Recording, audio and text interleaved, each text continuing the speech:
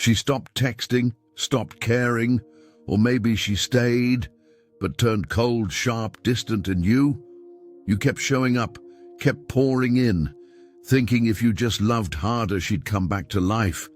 Now you're sitting there, hollow, burnt out, wondering where you went in all of this. But hear me, brother, she didn't break you. You did that the second you chose her peace over your truth. It's time to stop bleeding for someone who never even brought a bandage. Wake up, stand up, and take your damn power back. In this video, we're breaking down the silent habits that keep strong men living small, the patterns you've normalized, apologizing too much, waiting to be chosen, losing yourself to love. We're cutting through the noise and facing the hard truths. This isn't about blame, it's about reclaiming your power, your focus, your identity. Because peace isn't found in her approval. It's built when you remember who the hell you are. Drop it in the comments. I protect my peace, not as a plea, as a vow. Let's see which men still stand tall. Number 1, you apologize just to keep the peace. There's a moment right after the shouting fades. She walks away, slams a door maybe, or just goes cold. And you stand there, stuck in the echo, not of what she said, but of what you didn't say. Because once again, you bit your tongue. Once again, you said, "I'm sorry," even though you knew damn well you weren't wrong. And the worst part, you did it so fast, it felt automatic. Like your reflex now is to fold, not because you're weak, but because you're tired. Tired of the tension, tired of the silence, tired of always being the one to hold the relationship together with duct tape and willpower. So you apologize, not because you caused harm, but because you're scared of conflict, because somewhere along the way, you started believing her comfort matters more than your clarity, her peace more than your principles. But that's not strength, brother.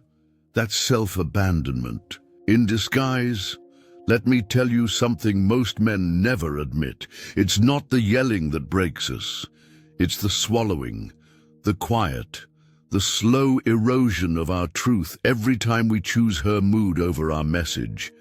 You think you're keeping the peace? Nah, man. You're just buying silence with pieces of yourself. You think, if I just keep things smooth, maybe she'll stay happy. But she doesn't. Because no woman truly respects a man who silences himself to serve her emotions.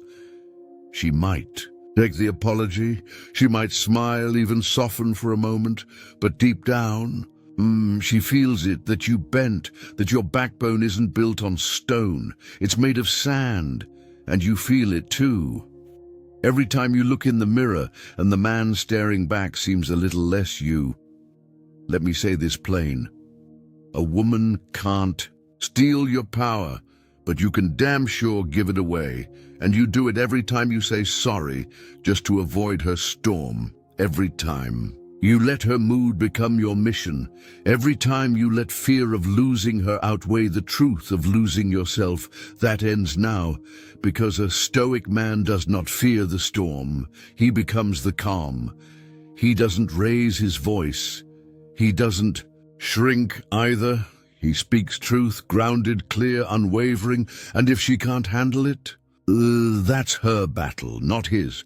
You want real peace, then learn to sit in the discomfort of truth. Let her feel the weight of a man who will not fold to moods, who values honesty over harmony, conviction over convenience. You're not here to babysit someone's emotions. You're here to build a life, with or without her, and that life starts with reclaiming your damn voice. So next time that storm rolls in, don't rush to clean it up. Don't slap duct tape on the cracks with another fake apology. Stand still, breathe deep, speak only what's true, And say it like a man who remembers who he is. Because peace isn't found in keeping her happy. It's found in keeping your soul whole. She can rage, she can run, she can stay, but you stay rooted, because the world doesn't need more nice guys. It needs more calm storms. You're not afraid of her chaos. You are the damn calm. Number 2, you wait for her to choose you. It starts slow. You tell yourself you're just giving her space, time to think, time to decide, time to figure it out. So you wait. She says she's confused. She needs clarity. She's not sure what she wants. And you believe her, you respect it, you back off, but not really. You're still there, texting good morning, checking in, holding the line, staying loyal, like a soldier guarding a gate she walked away from. That kind of waiting doesn't make you patient. It makes you powerless. Because here's the brutal truth. Any woman who needs time to decide if you're worth choosing has already chosen. She just doesn't want to say it. And you, hoping she'll come around, stay frozen, life on pause, dreams on hold. You become this ghost version of yourself, breathing, existing, but not moving. I've lived that version. I've stared at my phone like it held the answer to my worth. I've let a maybe woman put a full-grown man on standby. But I'll tell you what I learned. If a woman's unsure about you, the answer is no. And the longer you wait, the deeper the cut, because this isn't about her. It's about you. It's about the part of you that still thinks love is earned through endurance. The boy in you that believes loyalty will eventually convince her. The man in you that's forgotten what it means to lead himself. See, when a man waits to be chosen, he gives up the throne, he lays down his sword, and he starts building a kingdom around a queen who ain't coming back. That's not love. That's self-sacrifice disguised as romance. A woman doesn't follow a man who waits. She follows a man who moves, who chooses himself, who builds, who becomes. You don't win her heart by standing still and hoping. You win your soul back by walking forward, regardless. So hear me now. The version of you that needs her to choose. You?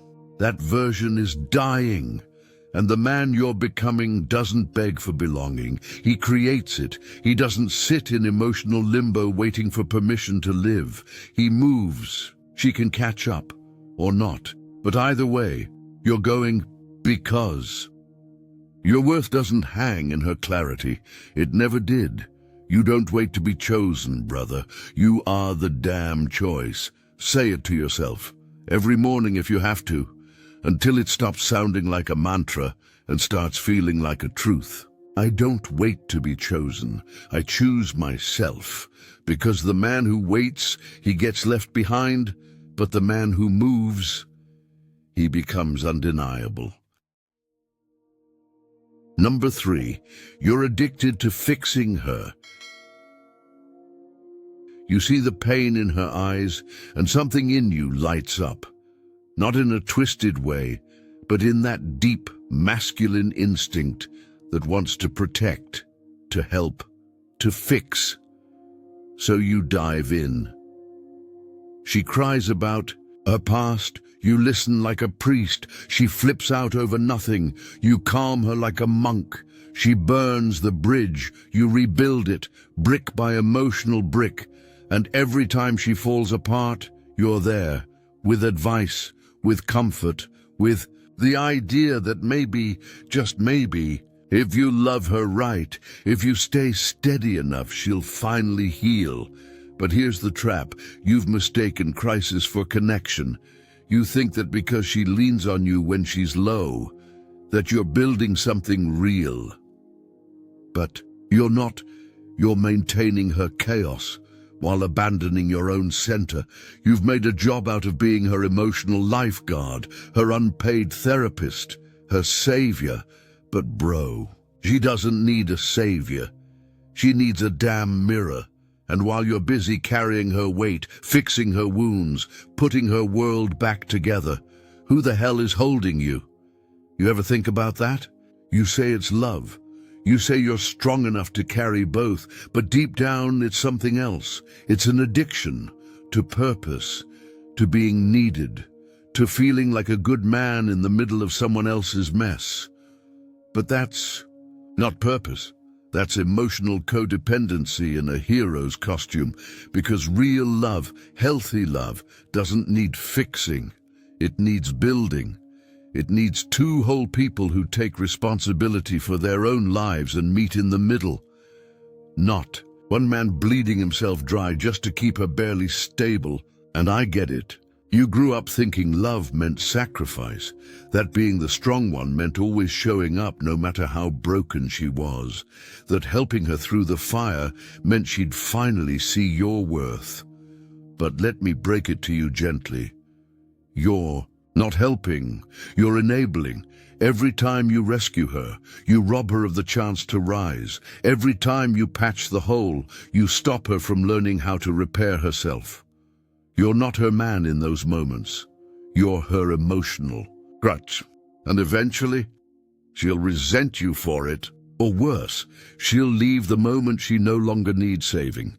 And you'll be standing there, confused, drained, wondering why giving so much wasn't enough. So, what's the shift?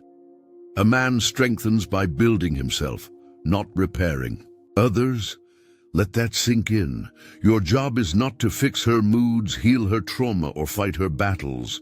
Your job is to grow, to evolve, to become. And if she's the one, she'll meet you there, on her own 2 feet, not dragged by the hand, not carried on your back, but shoulder to shoulder. So stop mistaking emotional labor for love. Stop measuring your worth by how much damage you can clean up. Start building a life that doesn't require saving anyone, because the man who saves everyone, he ends up lost himself. Number 4, you trade respect for access. She used to light up when you walked into the room. Now you get eye rolls, backhanded comments, long silences that don't feel peaceful. They feel punishing, but still, you stay, you laugh. Off the disrespect, you tell yourself she's just having a rough day.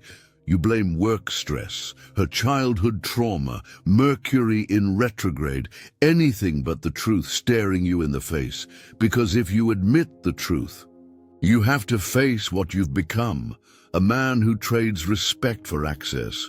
You're still sleeping in the same bed, still getting the occasional text, the half-hearted kiss, the breadcrumb of affection here and there. And in your mind, that means the relationship's still alive, still something worth salvaging. But let me ask you something, man to man. When did her validation become more important than your dignity? When did you decide that her presence mattered more than your peace? Because that's what this is. A slow, silent trade. You stop speaking up so you don't rock the boat. You let the sarcasm slide, the dismissiveness, the manipulation masked as just being honest. You become the man who endures, not the man who leads. And the scariest part, you start thinking that's what strength looks like. But it's not strength. It's surrender. You're not showing patience. You're showing fear. Fear of being alone. Fear of starting over. Fear that if you finally draw the line, she'll walk and you'll be left staring at the wreckage of a love you carried alone for far too long. I get it. I've lived it. I've swallowed words that should have been spoken just to keep a woman beside me. I've convinced myself that disrespect was just passion and silence was just space. But here's what I learned, painfully and finally. If a woman doesn't respect you, she cannot love you. Respect is the foundation. If it's gone, everything you build on top of it is doomed to collapse. And every time you let her cross that line, you're not protecting the relationship, you're dissolving your own identity. So here's the Stoic shift. A man walks away when respect leaves the room. Quiet, but final. Not loud. Not angry, not dramatic. He doesn't slam doors or leave monologues. He just knows that being near her isn't worth the price of abandoning himself. Knows that keeping the connection isn't worth choking down his truth. You see, a real man doesn't need attention. He needs respect. He doesn't crave access. He demands alignment. And if she can't give that, he walks, not to punish, not to prove a point, but because staying would mean betraying himself. You have to ask yourself, what are you teaching her when you stay quiet in the face of her disrespect? You're teaching her that love can exist without honor, that she can chip away at you and you'll still be there, but eventually there won't be anything left to stay. You don't get respect by demanding it. You get it by living it, by knowing your worth so deeply, so unshakably, that you refuse to accept anything less. So the next time she tests that line, don't explain, don't negotiate, don't argue, just go. Let her feel the absence of a man who used to stand in that space. Let her feel what it's like to lose the quiet strength she never appreciated, because the world doesn't need more men trying to earn respect. It needs more men who simply won't stay where it doesn't exist. And that, brother, that's how you reclaim your power. Number 5, you think your love can change her. You looked at her and saw what she could be, not what she was, not the drama, the manipulation, the emotional volatility, but the version of her that might exist. If only she healed. If only she grew. If only you loved her enough. That's how it starts. You fall in love with her potential, with the fantasy, and before you even realize it, you're not in a relationship. You're in a project. You become the fixer, the redeemer, the steady hand. You take the hits, make excuses, pour love into the cracks like concrete. You call it patience. You call it loyalty. But what you're really doing is avoiding reality. You believe your love can change her, that if you just love her harder, softer, more purely, she'll transform, that the chaos will settle, that one day she'll look at you, eyes clear, heart open, and become the woman you always believed she could be. But here's the hard truth, brother. You're not her savior, you're not her therapist, and your love, it's not rehab. People don't change because you love them. They change when they decide to. And the more you cling to the idea of who she could be, the more you betray yourself. You overlook patterns because you're obsessed with potential. You stay in dysfunction waiting on transformation. But you're not in love with her. You're in love with a dream, one you built from scraps and good intentions, one that's keeping you stuck in a cycle of hope, disappointment, and denial. That's not love. That's delusion, and I know it hurts. I know it feels noble. You think staying is strength. You think enduring is virtue. But it's not. It's fear. Fear of letting go.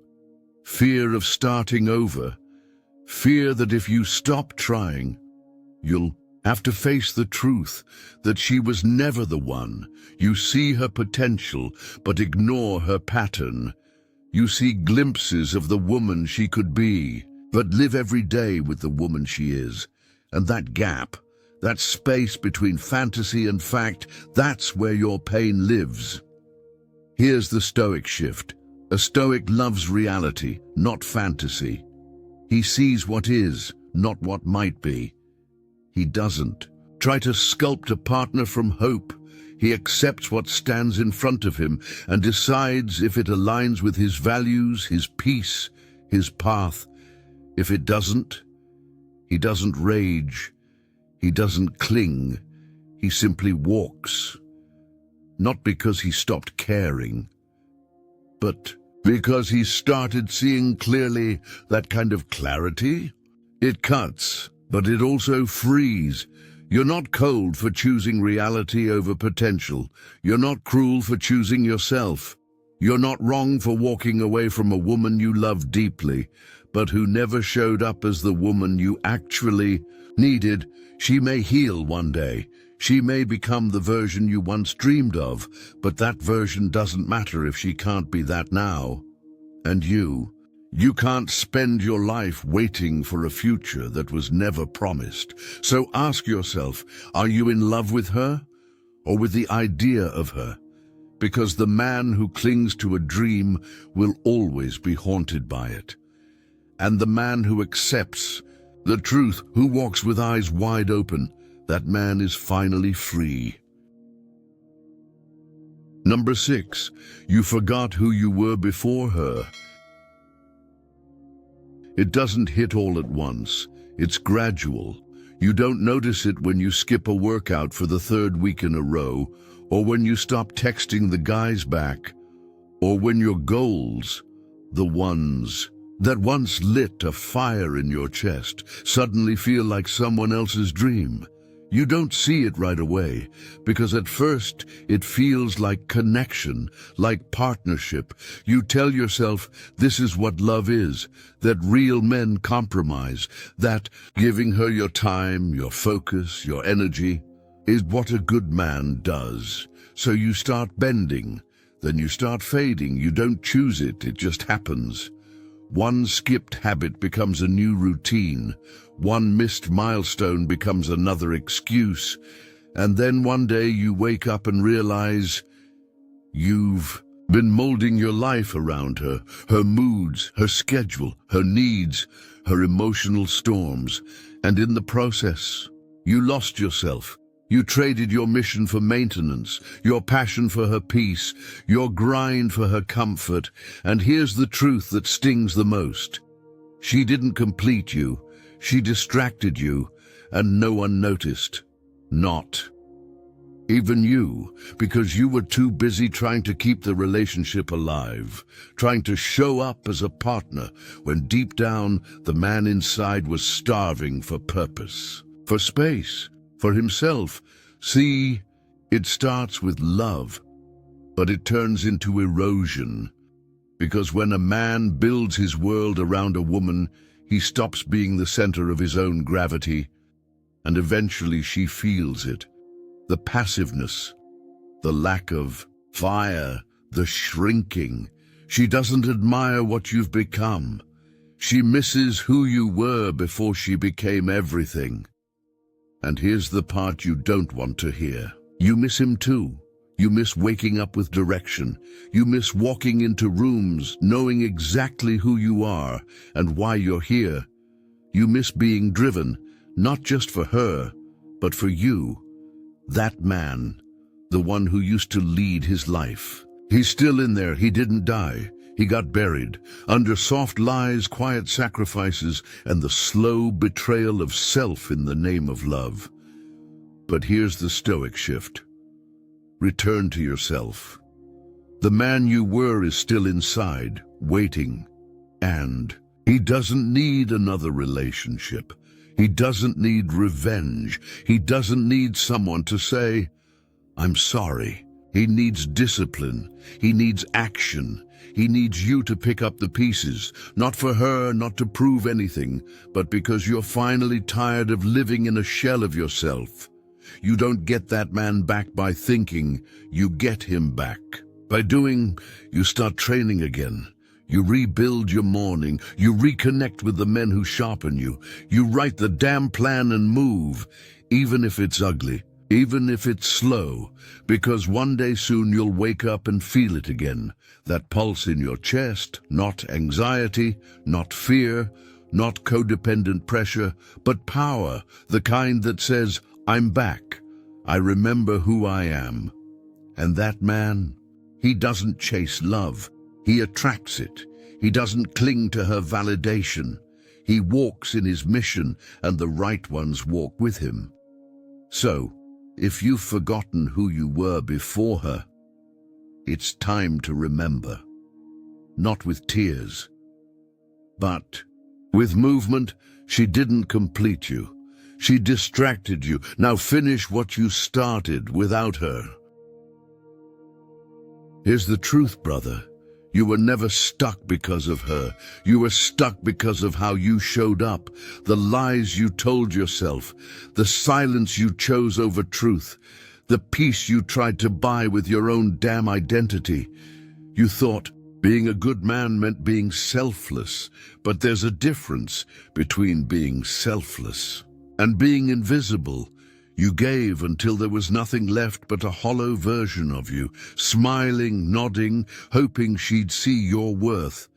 But the man who loses himself in pursuit of love, he's not loving, he's disappearing. And disappearing is no virtue. So here's your reminder, your fire, your line in the sand. You don't need her to choose you. You don't need her to soften. You don't need her apology, her change, her closure.